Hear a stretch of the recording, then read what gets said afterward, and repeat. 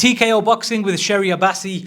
We are in Burnley today at Ringside Fitness for a Frank Snowball Art seminar, and I'm joined by the man himself, Mr. Frank Gilfeather. Frank, thank you so much once again for giving me a bit of your time. It's a pleasure to see you again after, I think, 8 weeks to the day since Beterbiev Bivol. How have you been?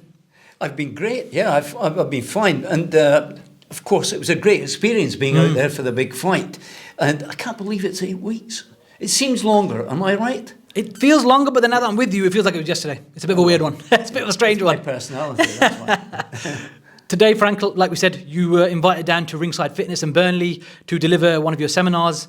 I got to experience it firsthand as well. And you know what? It's very, very telling. I think, you know, like you said about the type of people that are coming out. You've got fathers and sons and even some mothers there with their children. So it's a family, essentially a family event. And it's it's all your sort of your thought process that put it together. Talk to me a little bit about how the idea to start delivering the seminars came about, please. Well, I started doing seminars when I first kind of got my foot in the door of social media. And I was doing it with amateur clubs in Scotland.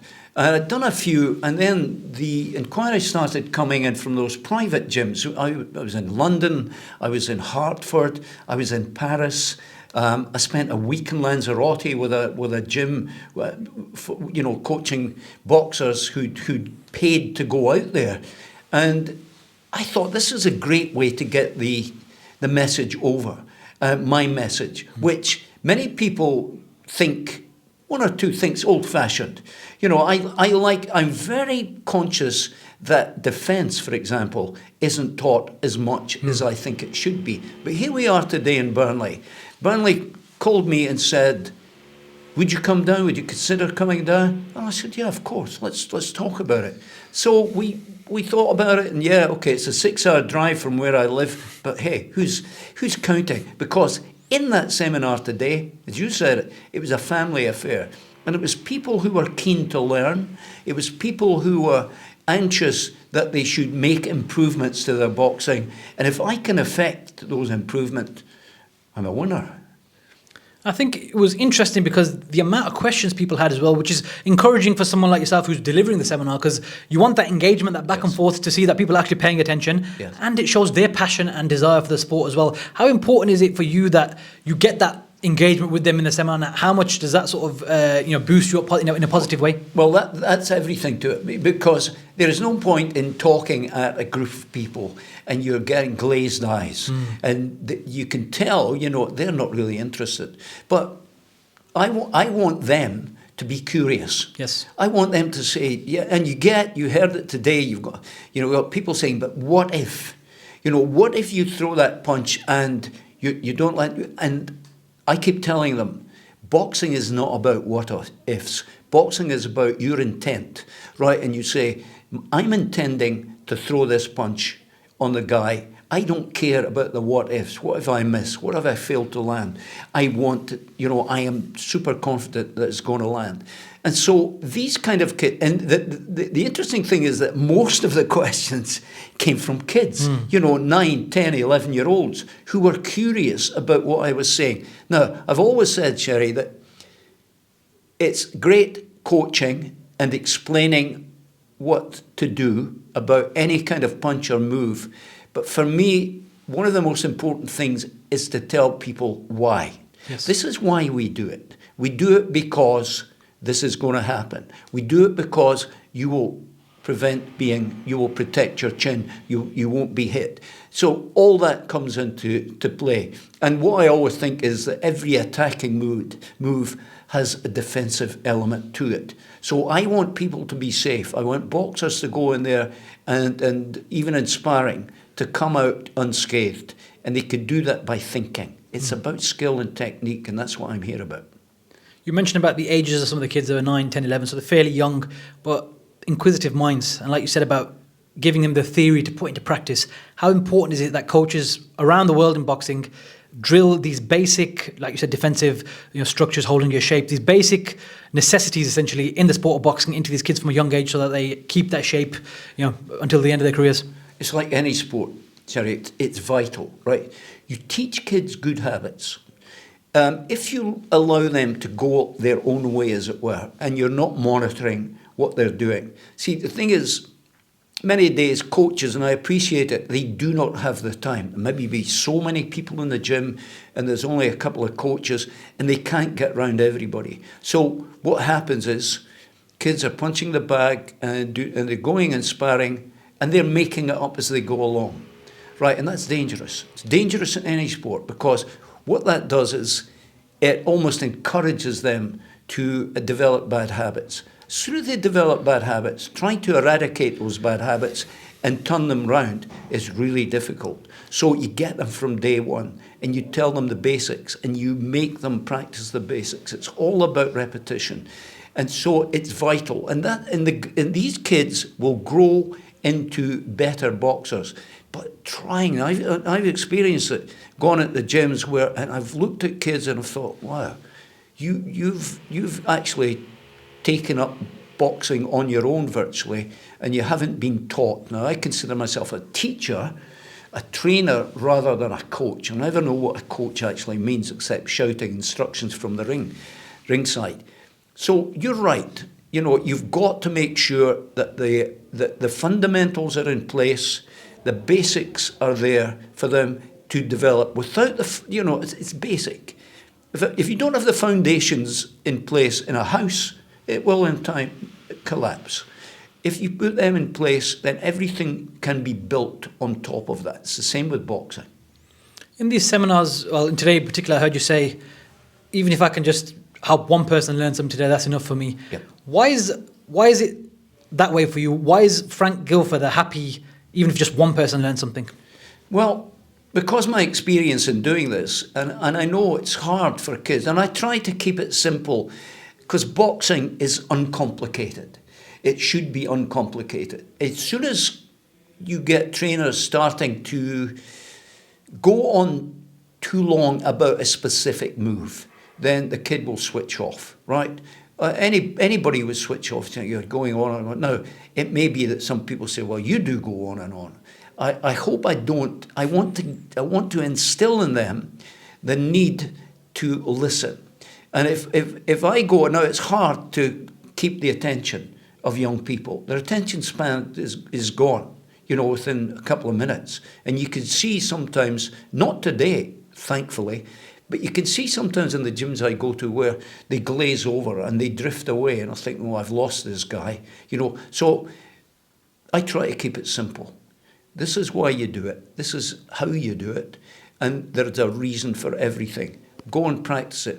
And so I go around, I monitor what they're doing, and if they're not doing it properly, I stop them. And I said, no, that's not what I said. Let's do it this way. And you saw some of the moves I did today. So we've got this swaying movement. I've got a big thing about, as you probably know, about delivering the cross, and where people are, throwing it from a straight arm, which. I'm not down on it completely, but there's a better way of doing things. And I think the best way is to do it with that little exercise, and you shorten the punch and you make it more devastating. We're touching on these little intricacies, a game of inches essentially, schooling. Let's talk a little bit about a man who you predicted would win the fight back in February, Dmitry Bivol, and the essentially the masterclass performance he put on the night. You gave me a very, very detailed breakdown. We spoke for at length about what you thought he could do and how he can see his way to victory in that fight. What were your thoughts in the immediate aftermath, and did the fight go the way you predicted it itself? Well, I was pleased, obviously. But interestingly, let's talk about the first fight. I predicted Beterbiev. But at the end, having watched it, I thought, wow, if I'd been one of the judges, I would have given the decision to Bivol. However, I was happy I got it. I called it right. The second time, and I learned a lot from that first fight. I thought if Bivol can get through those, what they call the championship rounds, in good shape, still retreating, because he's defensive, he's a wonderful boxer. Defensive, counter punching was off the scale. Beterbiev, for me, great puncher. But he's a stalker. He stalks his opponent, and what he does is he invites them to engage. Now, I think we said before the fight, if Bivol takes that invitation and engages, then he's done for. He will feel the strength of this guy's punches. Of course, he didn't do that.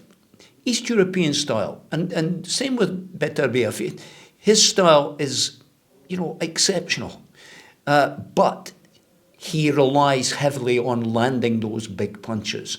And of course, Bivol was set up not to receive them. I loved the way he used the ring. I loved the way he negated Beterbiev's punches by just moving fractions of an inch away and not taking an impact. I think he did a fantastic thing that night. And I told him the following morning when I met him in the hotel where we were staying, as you know, and I said it was a masterclass. And I couldn't have faulted it. It was a 10 out of a 10 performance for me. Thank you, Frank. 1 second. Shani, can you just check how long on the... What time it's got you? 11 minutes, really. Only? Oh, that's fine. Cool. Yeah, Cool. We'll go for again. Frank, we just touched on, obviously, the second fight and how it all played out. They're saying that there's going to be a third and final match between the two, 1-1 at the moment. What do you think that will look like now that we've seen both men have a victory and we've seen the fights play out, how they've played out? How do you see that looking now? Because that will be probably another 4 or 5 months from now. So Beterbiev's only getting older. Not to take anything away from Bivol, but just your sort of... How are you seeing it basically right now? Well, my thoughts are that Beterbiev has only one way to box. And we've seen it in both fights against Bivol, which is on the front foot. So he stalks his opponent round the ring. Now, if you've got an opponent who wilts after the first 6, 7, 8 rounds of running and punching on the back foot, then that's what Bivol is expecting. That's what he wants. He will say, thank you very much. I've tired you. I've got a great engine. I'm still able to go all those rounds at full force, and I will punish you because you are now running right out of gas. Bivol's not like that. Bivol boxed a perfect fight last time and almost a perfect fight the first time, which could have been a draw, but that's how tight these two guys are. It's so difficult to predict. I would go for Bivol again, but that's because I think he probably has more confidence having won it more comfortably last time out, and he'll think he can do the same again. I'm not so sure Beterbiev can do anything different than he does. That's always been his style, and he's a ferocious puncher, but you've got to land to make a difference. Yeah, I think that makes sense. I think that might be the viewpoint, the general consensus in the boxing community, that we've seen what both men can do. And I think it goes back to what you keep saying about the thinking man, the man who has more in the chest of what they can do with their skills. So it sort of follows that same principle, doesn't it? On the topic of thinking fighters, we've heard the rumours of a potential rematch between Daniel Dubois and Alexander Usyk for July at Wembley. A massive fight. Any fight at Wembley has to be a massive fight, doesn't it, to warrant being there? What are your initial thoughts on just hearing that that's being considered as a fight? And how much do you think Dubois has changed since the first fight almost 2 years ago? Well, I think he's changed, but let's not get overexcited about Dubois. I like him. I think and I think after he beat Joshua that I think probably in 2 years' time he'll end up as world champion. I mean, apart from Usyk, he's the best of the bunch, in my view. But does he have the wherewithal to beat Usyk? Now, let's go back to the first fight when it was controversial and we had that so-called, was it a low blow? Was it not? I think it wasn't. I think it was right on the waistband. And I kept watching it over and over again. And I couldn't see it as a low blow. However, that's the way it went. And it may be that Usyk, of whom I'm a great admirer for a variety of reasons, least of all his technique and his East European skill. And that's why I always predicted him to beat Fury, because he's too clever. Now, he's the thinking man's boxer.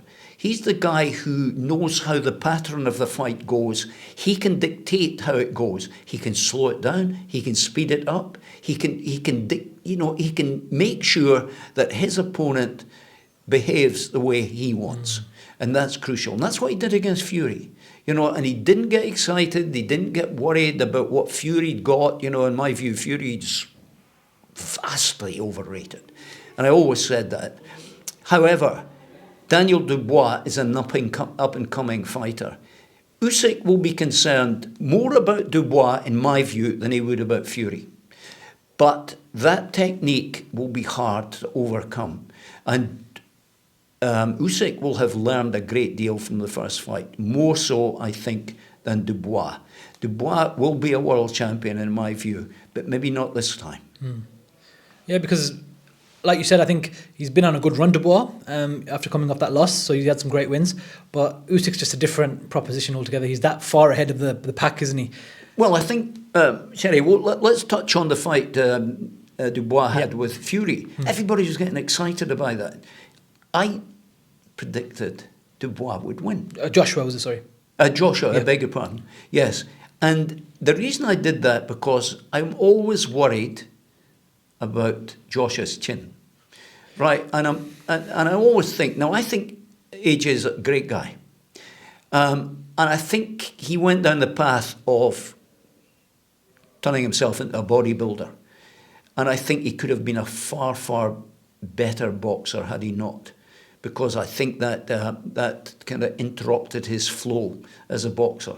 And I think when you go down, and I've seen it before, when you can't have the mobility, the style, the movement, the fluidity. Now they're heavyweights. They rely heavily on their punches, right? You rarely see a heavyweight contest going the full distance. All about power. It's all about the punch in heavyweight boxing.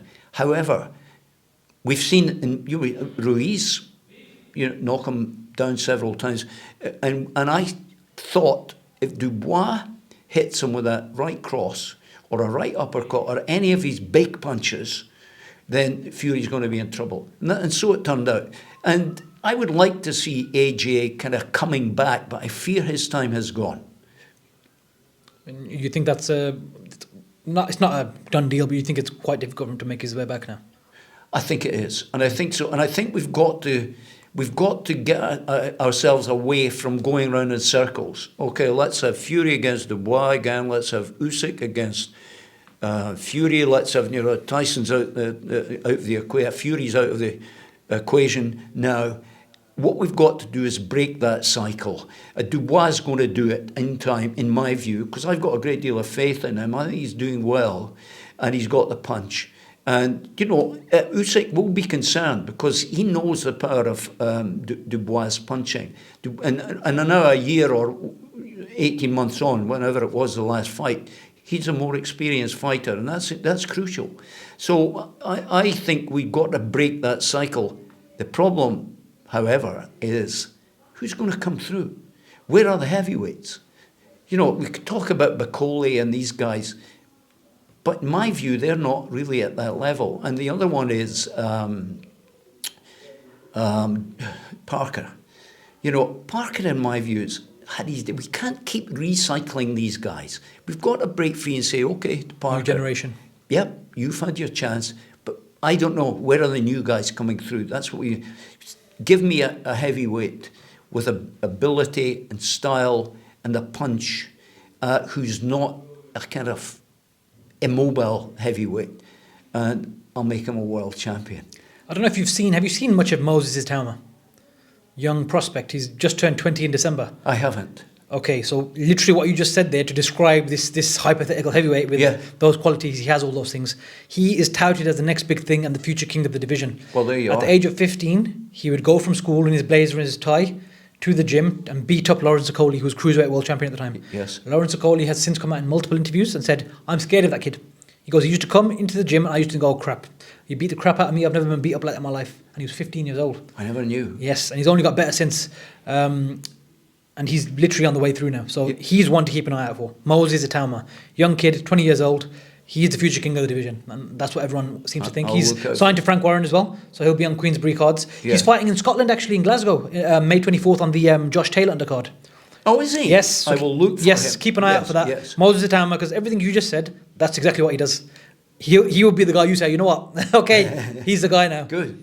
People are going to be calling for him and Dubois in 2 or 3 years' time. Oh. He's young. He's only 20 years old. There's no need to rush him. Oh, yeah. But he's that good that people are saying, oh, we need to step him up now. See, that's great.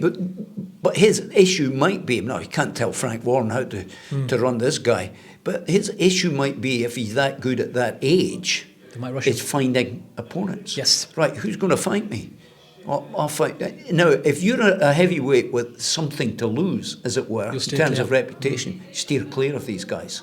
But I look out for him. Thanks for the tip. That's one guy to definitely watch. Frank, is there anything else that currently is going on in boxing that has sort of caught your interest at all in the world of boxing in terms of fighters or anything, any sort of news that you've sort of seen? Well, the big thing for me is the change in the landscape over the last 18 months, courtesy of Turki Al-Sheikh. Now, he's transformed boxing because, I don't know, he's obviously a huge boxing fan. And he's probably looked at it, you know, and he's pulled in Frank Warren, and Eddie Hearn's been there as well, and he's splashed millions of dollars on staging these fights, the Riyadh season, and the purse money has been off the scale, and people, you know, so fights have been happening that weren't happening before because of a variety of reasons, mainly because the boxers and their management couldn't agree on the fees, on the purse money. But now where Turkey has been saying, right, you want that? We'll do that fight. You want how much? Right, we'll give you that. There's no backing off then.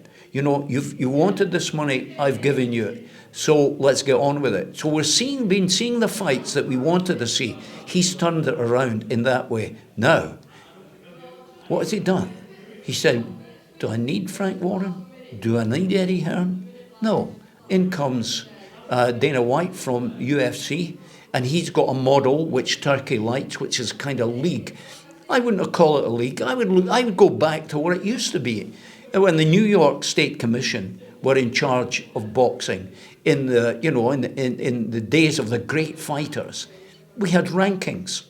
We had a number one contender, number two, number three, right down the rankings, top 10. That was all we needed, top 10. And if you were good enough and you were ranked number one, it was absolutely certain you were going to get a shot at the title. And if you won the title, then it was absolutely certain you would give the guy you've just defeated a rematch. After that, it was done and dusted. Let's not go around in circles. Yeah. Let's bring the rankings up again. Now, what that did was it gave boxing the cream of the crop. It improved technique and style and fighting ability, all of that. This is what Turki Al-Sheikh and Dana White are trying to recreate. And I think it's fantastic. That's going to, he's revitalised boxing. Boxing was going nowhere in the world because the big fights that everybody wanted to see weren't happening. Now they're happening, and now there's this little twist to it. And Turki Al-Sheikh will be saying, okay, do I need to spend millions and millions of dollars to get these fights? Maybe he has, because guys like Canelo and Terence Crawford and all that coming up, with this big fight coming up in September, they need the big money. But I think eventually the big money will be diluted and we'll get realistic purses for the big fights. And I think that's a good thing. Big money, but not into the squillions of dollars. Of course, and it just brings, I suppose, the model sort of brings boxing back to the masses and gives that old school touch of the glory days. And I know that's what you believe in and what the sport should be. Frank, is there anything else you want to say just before we wrap up today? Well, no, just that I'm having fun. Yeah. I'll be 80 at the end of the year, and I have absolutely no intention of slowing down. I just love doing what I'm doing. And I love meeting the boxing family, which of course includes you. Thank you, Frank. I think like people say, age is just a number. For your age, God bless you. You're very, very fit and healthy, and you're full of energy, and we love you for it. So thank you very much for your time, Frank. Thank you. Really appreciate it. Thank you.